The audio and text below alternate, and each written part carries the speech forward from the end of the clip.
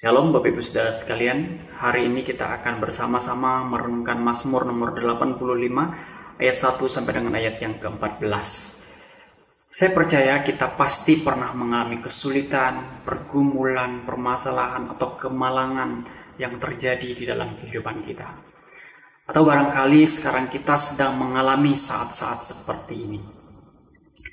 Kemalangan, pergumulan, permasalahan, atau kesulitan itu sendiri berasal dari berbagai sumber. Bisa dari lingkungan kita, bisa dari orang lain yang menyebabkannya terjadi, atau bisa dari si jahat, bahkan bisa saja Tuhan izinkan terjadi di dalam kehidupan kita untuk tujuan Tuhan sendiri.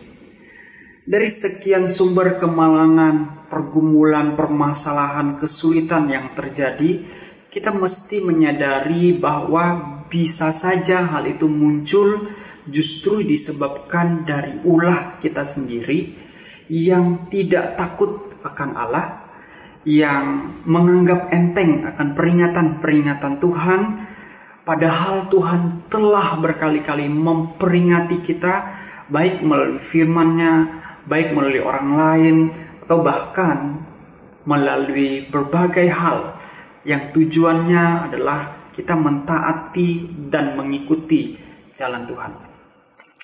Saat kemalangan, saat kesulitan, saat pergumulan permasalahan muncul menimpa kita, biasanya ada berbagai respon yang akan sering muncul. Respon umum adalah kita menyalahkan orang lain, menyalahkan situasi dan kondisi yang ada, menyalahkan diri sendiri, dan bila sudah tidak ada lagi yang disalahkan, kita bisa saja menyalahkan Tuhan.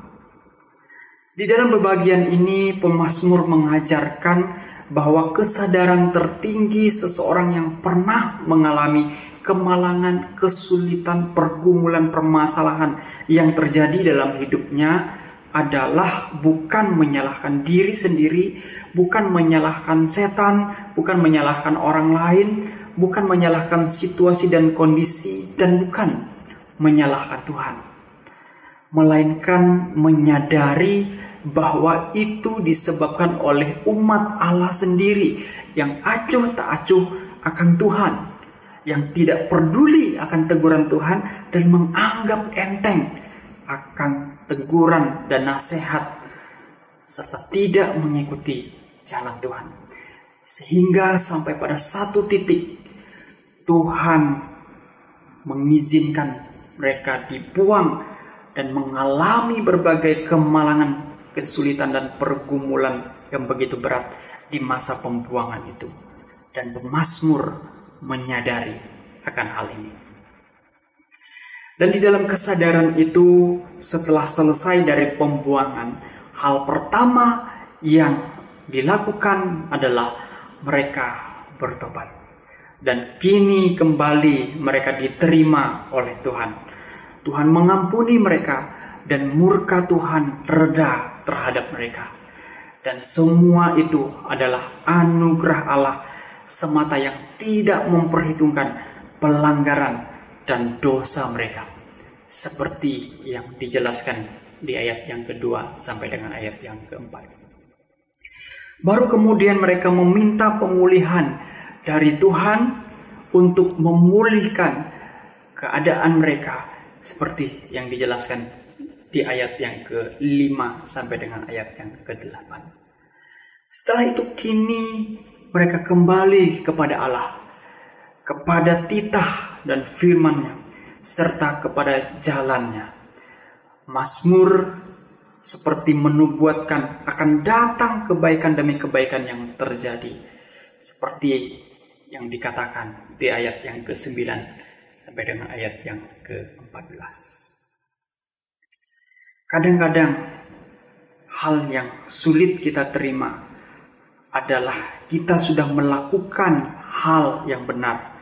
Kita sudah hidup takut akan Tuhan, mengikuti jalan Tuhan, tetapi kita masih mengalami kemalangan, kesulitan, dan pergumulan yang begitu berat. Tetapi jangan takut untuk hidup benar dan untuk hidup takut akan Tuhan.